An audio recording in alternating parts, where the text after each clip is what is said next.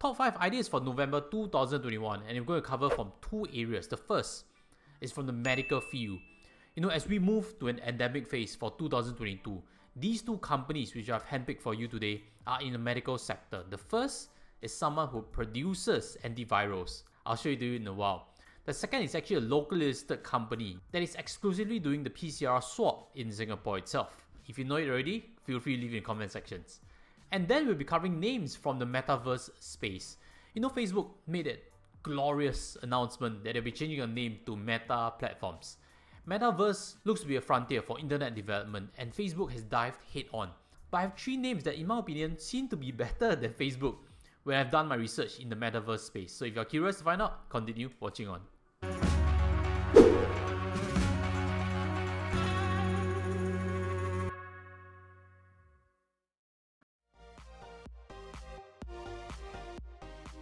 Hi guys, welcome back. Without further ado, let's dive on to the first name for today, which is actually Merck.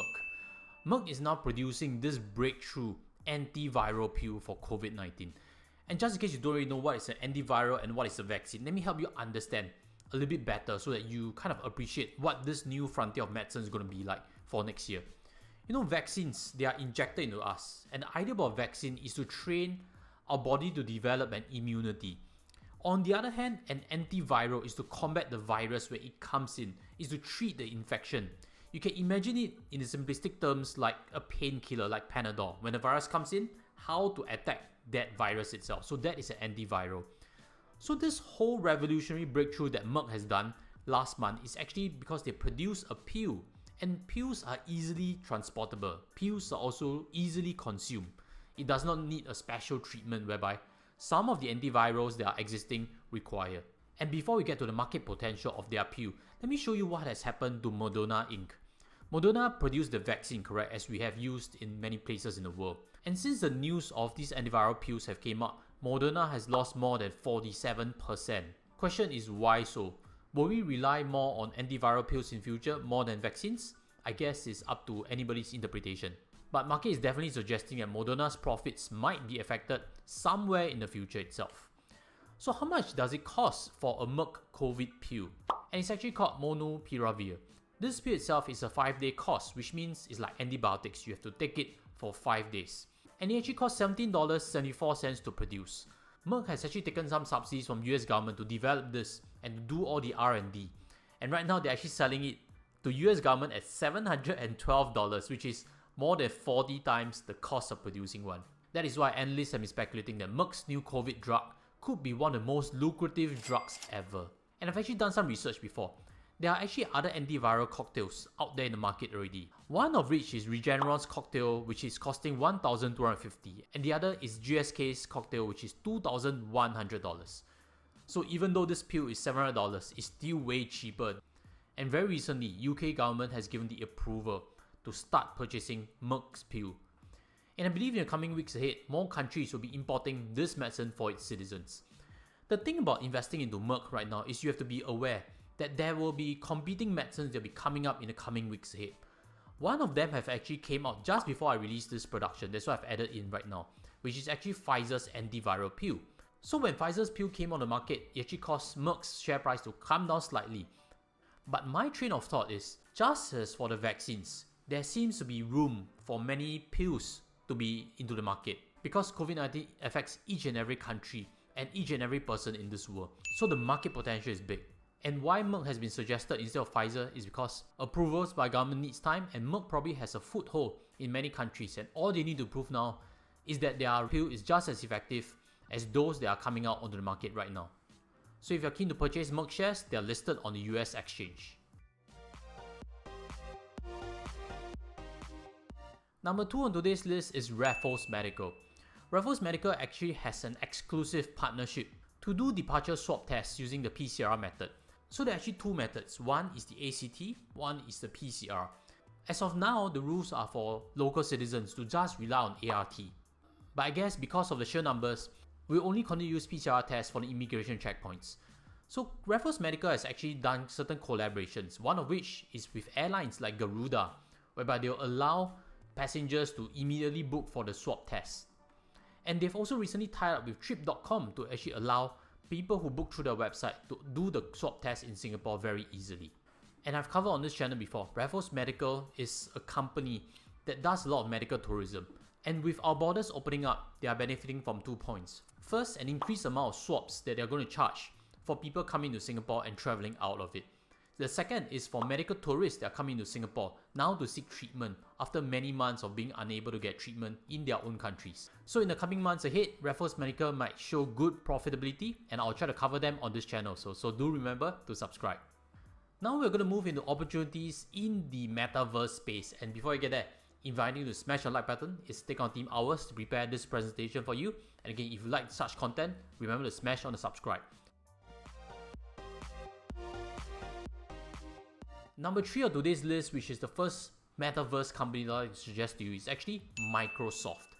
Microsoft right now is the biggest company in the world already. It's recently edged out Apple, simply because its share price has climbed so much more as compared to Apple's. And just as a big picture description of Microsoft's business, Microsoft Azure is the number 2 cloud player, only behind AWS. And Microsoft has long been linked to the metaverse space. To try to understand the whole metaverse hype, I actually went into this program called Central Land. Within it, I saw cartoon characters. I went in to try to understand what are NFTs, what are virtual lands that can be bought on Decentraland, and it all seemed very cool and futuristic. But when it comes to Microsoft's version of metaverse, they are always corporate first. If you are also doing remote meetings, you might be using Microsoft Teams. But in 2022, Microsoft will be launching Mesh for Microsoft Teams, which is actually an augmented reality method of doing all your business meetings.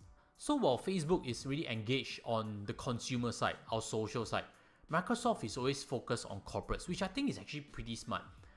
If you think about it, when you use Zoom, who actually is paying the money? Are you paying it as a small consumer, or is your company paying the Zoom corporate account? Think about it and you realize that the easier hanging fruits is actually the corporate side, and I believe that's where Microsoft scores very well. Number 4 on today's list is a company big in the gaming space and definitely a powerhouse when it comes to the metaverse. This company is Unity. As of now, 53% of the top 1,000 grossing mobile games globally are powered by Unity. And their applications can be used for mobile gaming, filmmaking, augmented reality, and virtual reality devices. So Unity actually makes money through 2 methods. The first is when they license out to content creators to let them use their software to develop, and they earn monthly subscriptions.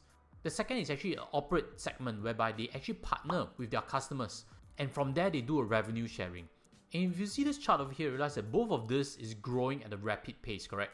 And if we assume from the consumer side of things, in the metaverse space, there will be a lot of gaming. It's a no-brainer that the demand for Unity software is just going to skyrocket.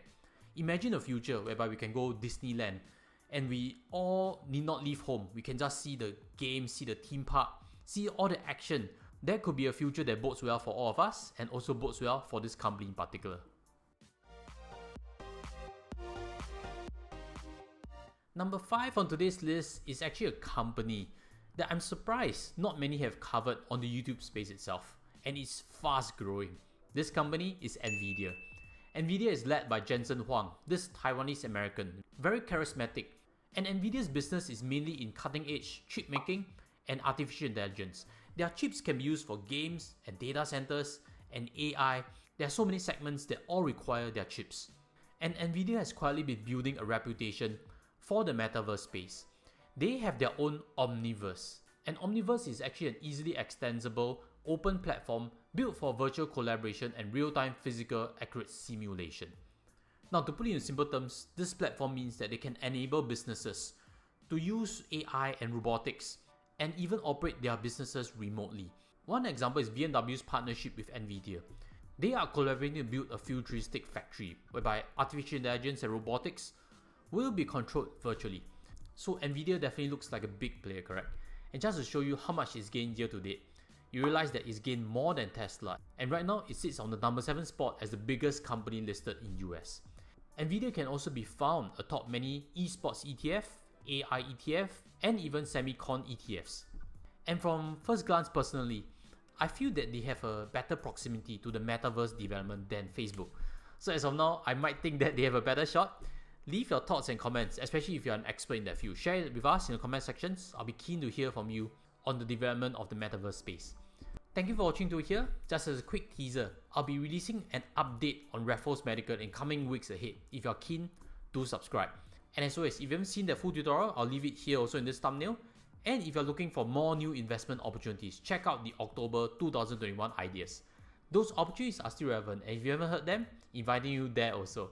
With that, I'll sign off from here. Take care and goodbye.